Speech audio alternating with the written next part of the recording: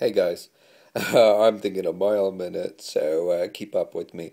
So, MLK Day, Martin Luther King Day, is on the 16th. And it's really more than the man himself, Martin Luther King. It's the freedom struggle. It's the freedom struggle uh, from 56 through 64, the nonviolent Black freedom struggle. It's a very interesting time. Um, it is what Americans call awakenings, great awakening. If I read in a wonderful book, History of the Reformation and the Counter Reformation, saying, it describes this history of the Protestant Reformation as these waves of reforming. It's not one act, it's this wave of people going back to the texts, having a new interpretation of religion, and creating a new wave. And a lot of them, it was autonomous Christians. We're not used to really thinking of this mix between religion and politics, but a lot of them formed small consensus-based groups. It was very much a bottom-up. It was this idea of illumination from small group illumination. So anyway, you just have these waves, and sometimes they're more secular waves, sometimes they're more religious waves, but you have these millenarian awakening moments, like the burned over district of New York in the 1830s. It was called the burned over district because there were so many fucking revival meetings there that it was always a fire burning in every little town there in upstate New York. And there were so many prophets and prophetesses. It's like the milkmaid from down the street became a prophet. That's where the Seventh-day Adventists, the Mormons, but also some more wild polyamorous communities kind of came out of that, and spiritualism. It's it was a Gnostic evangelical climate. It's an obligatory point of passage for understanding the development of Puritan culture into a Middle West Protestantism, which also it was the dominant northern configuration of morality and ethics. But anyway, so there was a Great Awakening in the South in the 50s. I don't know if it was behind. It was a kind of revival, and Martin Luther King was part of it. He, interestingly, the parallels with someone like Paul. He was, really kind of a black power movement guy in grad school. So he has a doctorate in theology and philosophy. He's a very learned man.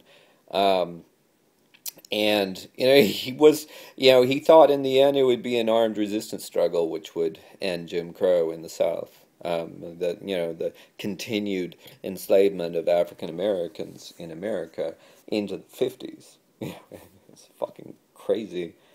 So, but he had religious conversion. There's a lot of different words we combine this. I see it as a Zen Buddhist enlightenment.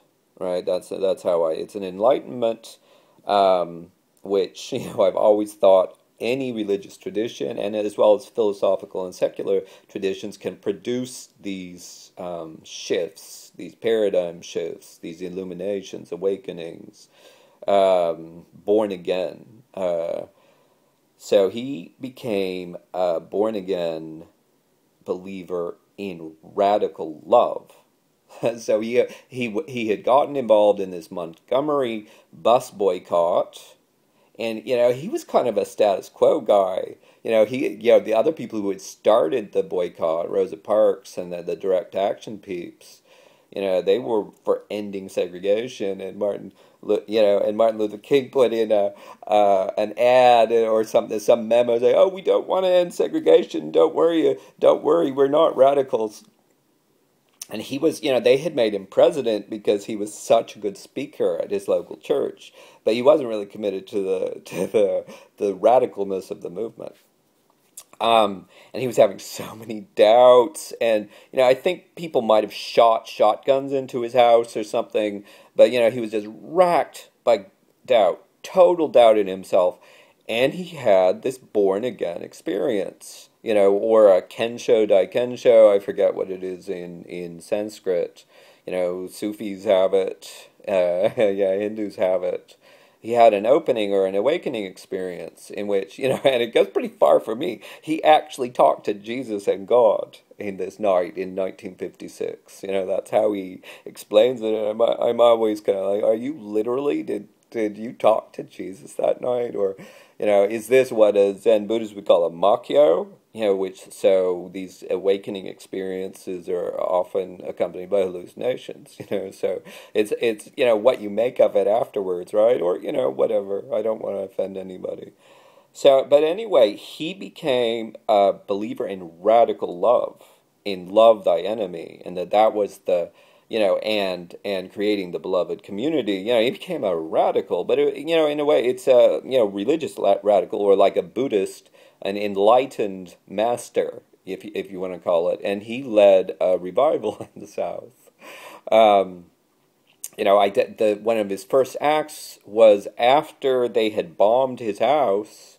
He had to calm down a mob in Atlanta. So the mob, they're talking about, we have guns. They were going to have a riot. And he went up there and he preached.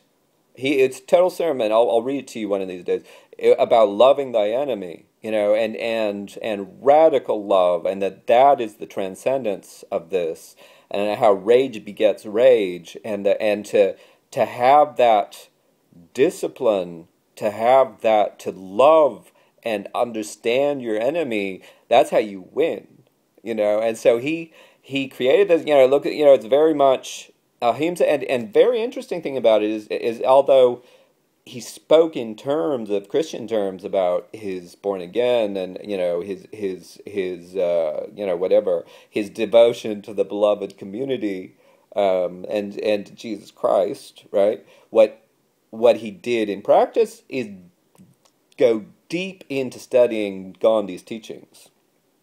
So it's like, it is an ecumenical, no matter the language that he used to talk about it. It didn't mean he became like a fundamentalist Christian. He, exactly with all of these awakening experiences, you say, oh, all of these traditions are one. I see. You can explain the truth in any idiom. You can explain the truth in whatever idiom is necessary to explain that truth.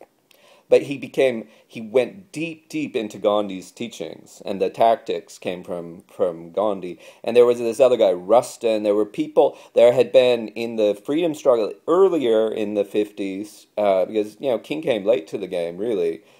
People had gone to India and studied with the Gandhians, and to really see, and there was really interesting things about, what Gandhi said about the black freedom struggle, about how that would change the world. He was very interested and committed to the black freedom struggle, and also to this singing, to this, they called them Negro spirituals at the time, but this was this African form of it was a polycultural African cultural expression that the slaves sang together. They created a public sphere. They created something so unique, and that was of this revival, so of this great awakening of King, the black freedom struggle.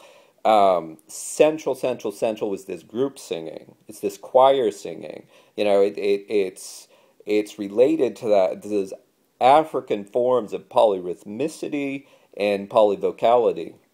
And so it was, if you are a Buddhist, it's like this Buddhist chanting, but together improvisationally. So as Cornel West says, jazz is the highest form of democratic action. This was the kind of movement they created. So tomorrow I'm going to be tweeting churches. It's MLK Day. It's coming up real fast. So if you have a pastor, if you have a Buddhist, whatever, anyone who's Occupy-centric, and if they will talk to them about Occupy the Dream, about MLK, and tweet that, live stream it, YouTube it. Let's get this stuff out, because Occupy also means to live tweet. When we occupy something, we broadcast it. So thanks, and have a, the 10-minute mark is like magic. I turn into a pumpkin. So I'm going to sign off. Jasper Gregory on Twitter. That's how you find me.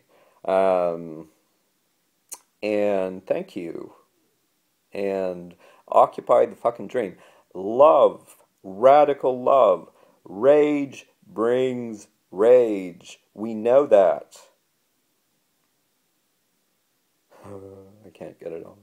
Great. And I'm in San Francisco this weekend. Signing up, and I'll be at Glide Church, early service Sunday, and I'll be at the Fame Church, the first AIM Church, on 37th near MacArthur Bart in Oakland for the late service, and I hope to talk to you if you're there.